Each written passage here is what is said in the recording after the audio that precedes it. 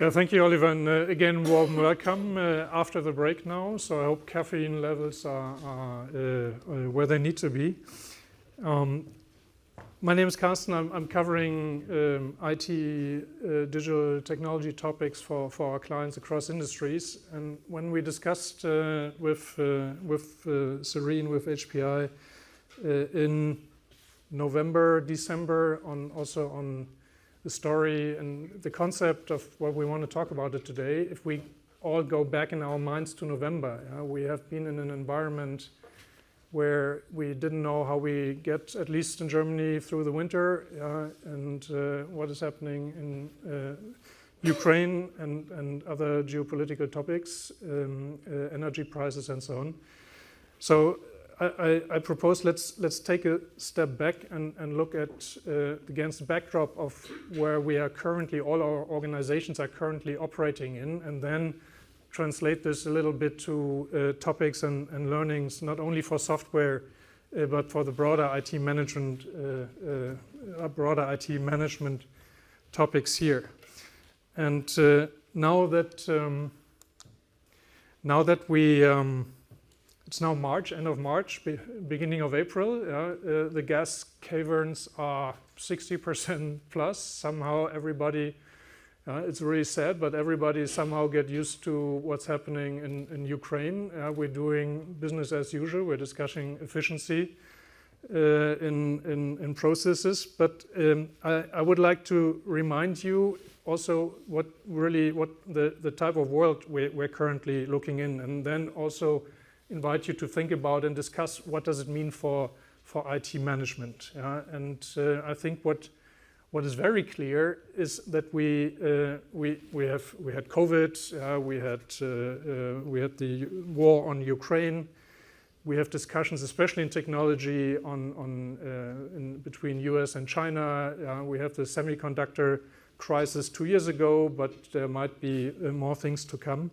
So I think what we all have to realize, getting a step back, is that we call this VUCA world, so volatile, uncertain, complex, and ambiguous, and nobody knows how all these topics will develop over the coming year. But what is for sure is that we are not getting back to a 2019 new normal without geopolitical friction, without pandemic awareness, without energy crisis, without climate change sustainability. So let's try to translate this and look a little bit at some of these topics that are driving this, and then also discuss on what does it mean for CIOs.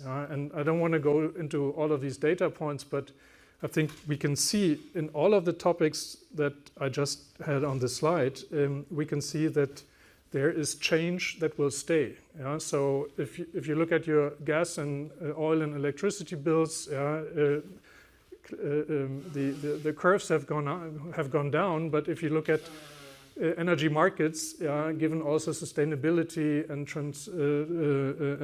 transformation to a post-fossil economy, we can see that energy prices are going to stay.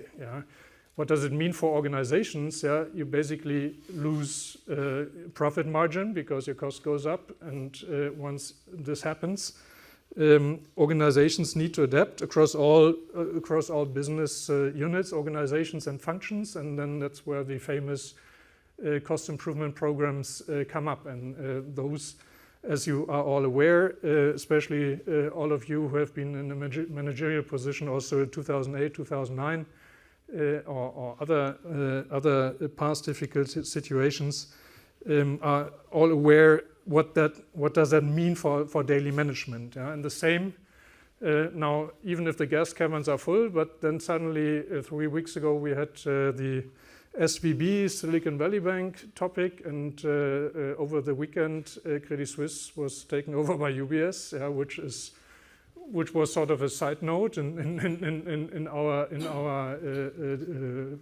society and debate, but which signifies also, next to inflation, what we've seen already in the past, which also drives cost bases of your organizations, We also have an impact on the finance sector, which is not really fully digested, where there's a little bit of calming down. If you look at CDSs for Deutsche Bank development over the past 2 weeks, for example.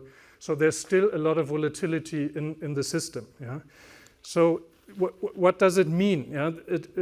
It's not about forecasting or building scenarios. Of course, this is what you can do, but all of these topics, and you can put in many others, which are driving change, which are driving volatility, obviously have an impact on IT and how I manage and operate in IT. Very simple, just by increasing cost pressure, efficiency on dev and ops, and managing the whole system. But also things like shoring. And I come back to this.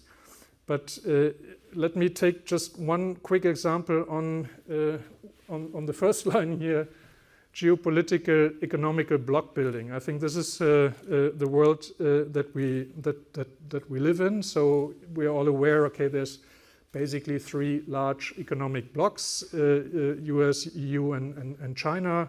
More than half of world GDP and trade. And all of us, we are aware that there is friction in the system, and it comes down and translates into requirements and change also. If you are working in an organization that has a global manufacturing footprint and you push out your systems to cover factories in US and Mexico, in Vietnam or China, you have to accommodate these changes, and the level of change, what is happening in the interaction between the 3 blocks. And again, I'm not trying to forecast anything specific, but my point is we need to be aware of the broader context, as are all the managerial colleagues in the business units of all our organizations, and have to develop a view on how all these trends will develop, and what does it then actually mean. Because what would usually happen, and we've seen this especially in the last 2 years, take the semiconductor shortage that started 2.5 years ago, strong impact on industrial, strong impact on automotive. So what happens in a large organization? We start with this SEMCO task force, so securing supply chain, for getting enough chips to build into your car or machine or whatever. So that's been going on in most of these organizations for 1.5, 2 years now, really working on supply chain resilience. We have, again, cost containment initiatives, and you know how these work, large organization. The board defines, okay, we need to improve by 400 million EBIT run rate improvement next year, and then there's a top-down target setting, and then you get, as the CIO, you get the target of, 18 million run rate improvement. Then you set up the projects, and you have to work on this. And this is sort of the direct impact. But at the same time, there's other initiatives. So then the colleagues in the HR function or in the finance function will come up and say, okay, we need to contribute in our cost initiative. So let's automate. Let's roll out more RPA bots. Let's automate our function. Let's do business process management. And then suddenly there's a lot of investment needs on the IT side again. So it's really a challenging managerial task. And so everything that's happening has a direct impact on IT, like Ukraine war and shoring, for example. But also it triggers across all corporate functions and the business units. It triggers change that then cascades again back into systems and processes, and then you are suddenly faced how to manage that transition if your organization moves a factory from China to Vietnam, for example, as a lot of the famous German Maschinenbauer are considering or doing as we speak. And if again the older colleagues in the room will remember well 2008 financial crisis. Yeah, so we had September Lehman event, but a lot of build-up of crisis before that, and this is what happened. Yeah, we had financial system instability. We had corresponding and resulting consumer demand uncertainty. If you remember automotive industry, there was a famous Abwrackprämie, which is discussed now for heating elements again. Yeah, but you have also seen just significant budget reduction in IT. Yeah, and depending on the organization and depending on the situation of the specific company, but this was painful. Yeah. In the extreme case, if you remember Arcandor, Karstadt Quelle, I don't know if somebody was involved at the time there, yeah, which was a large insolvency case then at the time, but the last guys in the Arcandor group who operated were the IT guys who kept the lights on the Warenwirtschaftssystem to really sell off all the residual goods that they had in warehouses. Yeah? So I'm not saying this is coming again now, but we see obviously due to all these crises, due to inflation, due to energy price cost increases, due to these topics, we see currently a lot of volatility. And what my message or what I want to contribute also to the discussion here is how can we react? And I think what's important is really not reacting when your CFO decides this is the 300 million cost improvement program, and this is your, these waterfall charts made by consultants, yeah, and then this is your target on IT spend, yeah, but rather think ahead, creating the leeway, getting resilience into the organization, and build some flexibility into the system, because we don't know which crisis will evolve in what point of time, but we know we need flexibility. We need to be as lean as necessary, and we need at the same time still balancing innovation, growth topics, modernization of application landscapes, and so on and so forth. We need to balance this. We need to build in the flexibility into the system. Yeah, and just sharing maybe just from try to come up with some points for suggestion and discussion. What we currently see a little bit in our clients, different initiatives, also due to different exposures. But those are some points I want to share in order to create that resilience, to create that flexibility and the room to maneuver. The Beinfreiheit was it called in German politics some years ago. Yeah, so 8 points. They could be 10 or 12 or 5, but just up for discussion, and looking forward also to interaction on this in the breaks and later on. So first point, there's in many organizations still a lot of cost homework, and we've seen with the examples, and I'm looking now more on the operations perspective, also in DevOps environment, but more on the operations environment, where there's still a lot of more easy targets to achieve. And then at the same time, if we look at project portfolios, development, you can look at both overall project portfolio, which is standard exercise for most of you, but also like we've seen this morning with the Serene dashboards and the city landscape heat maps. I think we've seen there's a lot of homework we can do without being pressured to do so by a crisis. Yeah? And then hyper automation, shoring, cyber defense, not even in times of reduction of budgets, not losing grip on cyber defense, OT/IT, conversion, learnings, synergies, and that against the backdrop of a lot more regulation. So current dashboards already implemented, measuring real-time CO2 footprints of the organization, but there's a lot more of regulatory burden to come. So preparing for this and doing so also to continuously modernize your organization, your teams, your roles, your skills. And I will quickly go into over these 8 topics. Yeah? So lean IT operations, I think that's a core discipline. That's what you do every day. On the other hand, what we see a lot are driven by modern product or platform-oriented organization, strong, capable DevOps teams. There's sometimes a bit of what we call the candy store phenomenon. Yeah? So agile teams work over the life cycle of a product, suddenly you realize how much cost you incurred for cloud services, for example. So managing cloud cost and consumption, despite being agile, despite being growth-oriented. We had one client where this was a significant run-up in costs, budget overshoot.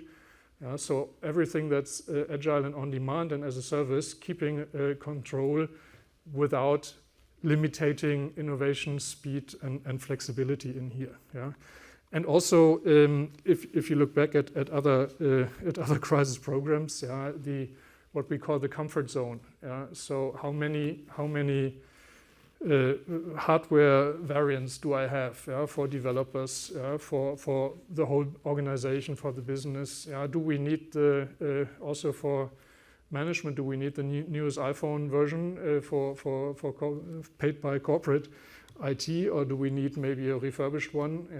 So there's a lot of things. Some are more easy, some are harder, but there's a lot of things you can basically do on the homework, what normally you do every day, but sometimes, in my experience, it's worthwhile to have a trigger to go one step back and really say, okay, where are we really spending our money on? Efficiency, we've seen in efficiency in development. When we do these type of projects, corporate performance optimization, and then we have the IT module, then the usual thing that happens, you have the project portfolio, you have the backlogs, and then you get a prioritization. That's a very simple things, and you have categorizations of legal, compliance, regulatory topics which are must-have. Then you have mission, business critical system, new systems updates, and then you have a lot of good idea which often have the greatest business value in there, and these projects get then cut off because it's not 100 million budget anymore, but only 50. So that's one approach, but as mentioned in the earlier speeches today, we believe that there's a lot also in really making, as we heard this morning, in making development more efficient. It's about, as we said, it's about transparency, it's about measuring. It's maybe not only about the developer. Sometimes the developer is not the most expensive resource in an agile team, but we have seen situations you have way too many business analysts, too much Scrum capacity, which also was bought from external resources via staff augmentation, which suddenly drives up cost, and the poor little developer was felt like the smallest resource in the team. So looking also at team compositions, looking at interactions with the business, especially in product-oriented organization. And very importantly, there are large transformational projects, like S4 transformation, if that's going on, you have done it already, or many organizations still are working on this. If you do these large projects, also understand this as a business transformation and not as an IT projects, to really make the invest in these large projects develop the invest such that there's a tangible ROI. It's a 1 in 10 years, 1 in 15 years transformation opportunity, not so much for the IT, but really for the processes and how your organizations operate. Yeah? So questioning, portfolio pruning, and securing the strategic projects. Yeah? We just heard also in the breaks a lot about automation. Yeah?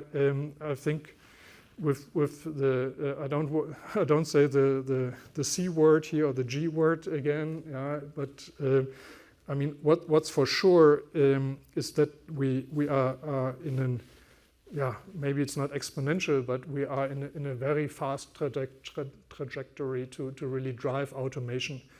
And I think this is not only for software development. We discussed this earlier in the earlier presentation. But it's a complete perspective on business processes and also the value creation within your organization. And you have maybe 8 or 10 years ago, you deployed the first classic RPA bots, mostly on client level, doing some more or less simple tasks, automating simple tasks that basically have been done by the human who was then replaced in a HR automation program, for example, and this has really developed very, very impressively, going into more process back-end automation-based model. And we will see with the current large language models for different use cases, we will see a lot of more automation. What does it mean? Don't start now 200 projects on doing this, but prepare the organization for with the skills to design and develop and integrate these technologies, because one thing is sure, you have to design it and you have to deploy it over the next months and years. This will come. This will also be, as I mentioned earlier, a major part in any of the corporate transformation programs to really use these technologies to re-engineer production planning, factory optimization, supply chain management, and with all these initiatives, IT will get new requirements. And so again, building this skills to roll this out is key. One word on shoring, maybe. I mentioned Ukraine, obviously, what happened last year. I mean, Ukraine was one of the largest nearshoring hubs now from a Central Europe outbound perspective. Also before the war in Ukraine, and the picture on the top left is basically from 2 years ago, 3 years ago. So Eastern Europe locations, Romania, Poland, were already quite expensive in factor costs for development, for nearshoring. Geographies in Spain, for example, are not on this list. Asia Pac, obviously, more off than nearshore.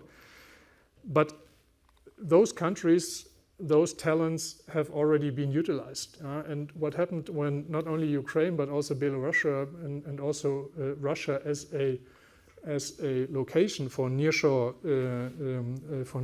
services basically collapsed. A lot of the Ukrainian firms went westbound, moving partially resources, moving capabilities, virtualizing their capabilities, but it also meant price increases and also meant more war for talent in all of the Eastern European countries, basically from Latvia, Estonia, Poland, Romania, all these locations. So that has increased the challenge when compared to 2 years ago, and that is more the Ukraine perspective. If you take a wider perspective, going back to the geopolitical things, on the low end is one example of an organization with about 10,000 person year development capacity, which is sourced, so no internal FTE. And as you can see, they both have a lot of development capacity, both in the US, a very strong hub in China, also India. And it's not so easy to develop software in China build it into products and sell it to the US anymore, and vice versa, obviously. Yeah? So you have this geopolitical block building. So it's not only a one-off now with challenges in nearshoring with Eastern Europe, but it will be, as one example, this will be more dynamic and more challenging to manage this. And if you see that, I mean, that's all in the public domain. A lot of companies moving out of China with their physical manufacturing into locations like Vietnam and other Southeast Asian geographies. Apple to Vietnam and India, iPhone production. Yeah, we will see how long this takes and if it's to what extent this is really happening. But moving the complete supply chains here means also for development and sourcing of IT talent in global delivery hubs, in global software hubs. You have to be very aware of that. So again, keeping in mind what are the topics here. Yeah? Cyber defense, I won't go into detail. I think what I found interesting, there was the head of Ukraine Cyber Defense Agency on speaking at an occasion late last year. What they found is that it's not only we know all the phishing and the ransomware. Yeah, that's more or less business as usual. But we've seen also increasingly political acting, and it's not only about very sophisticated APTs. It's also very stupid DDoS attacks, but which are still ruining our business. And what we've seen in Ukraine, that it's not a strategic plan only to attack critical infrastructure, for example, but it's really just brute force DDoS efforts for accompanying non-IT events such as May 8th, Day of Victory in the Second World War. Yeah? So you can basically set your time, set your watch against that 5 days before these type of events. You will see an uptake in cyber attacks from difficult to attribute, as we all know. But given all the development, the geopolitical things, I think my message is really this will be here to stay. This will continue to increase further on the threat vectors, and we have to take care about even in times of decreasing budgets. Yeah. OT, IT, I think software hubs, common tools, data lakes, sharing. This is, some organizations are pretty much advanced on this. Some are still having more silo in the CTO or product development, physical product development domain, and the business IT. So what we see here also, there's efficiency and cost potential even, but more importantly also effectiveness, leveraging the power of your organization. If you carefully look at the synergies between IT and OT, this could be in data lakes, this could be in development skill base, could be also in cybersecurity, applying network security topics from business IT or networks into industrial networks and all these things. I think we hear also a bit more on this in one of the next speeches. Yeah. I said expect more burden, regulatory burden, and I don't know who has already implemented for your organization a CO2 dashboard for individuals or for the organization as such to follow up on net zero commitments. I think this is all happening. Maybe two points on this. First one is IT has a significant CO2 footprint, as you are all aware. There's still evolving industry standards, for example, not so much on scope 1 and 2 emissions directly from your operations, but especially supply chain emissions in things like data center. There's a lot of working groups discussing standard setting as we speak. So your own measurement of IT footprint is evolving. But what's much more important is how can IT contribute to savings and initiatives that are reducing CO2 waste reduction and so on in the business.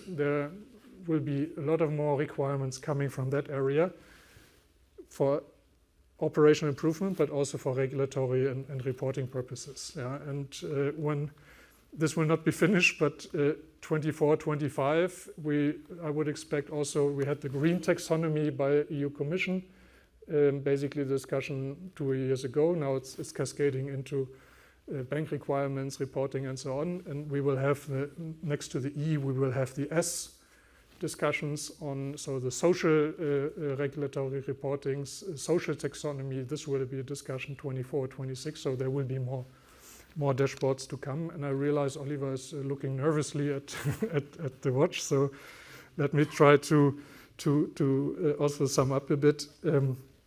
I mean, a lot of challenges and a lot of daily business. You can probably not see the point cloud here due to colors, but I think at the end of the day, next to all these crisis reaction mode, don't forget to continuously modernize your IT operating model, the interaction with the business, yeah, your skills and resources. It may be a little bit of a Binse in German, yeah, but what empirical data show, and this is only a correlation, not a causality, yeah, but correlation shows that if you have a large share of modern IT roles in your organization compared to traditional, you have a higher correlation positively to that your organization is generating above average industry returns. And this is more correlated than if you just have a large IT organization. Yeah? So modernize, continuously modernize the IT organization. That should be at least correlated. Maybe it's also a bit of a causality on earning above average industry returns. And let me then thank you for this. So just 8 random points by what we currently see in many clients, connecting dots of different initiatives, trying to build more leeway, trying to build more resilience into the system, being prepared for, we hope there won't be the next crisis, but for sure there will be volatility and crisis-like situations. Let's all be prepared, let's do the homework, and let's think strategically and proactively on our own agenda, what we do in the next morning at 8 a.m. Yeah, thank you very much.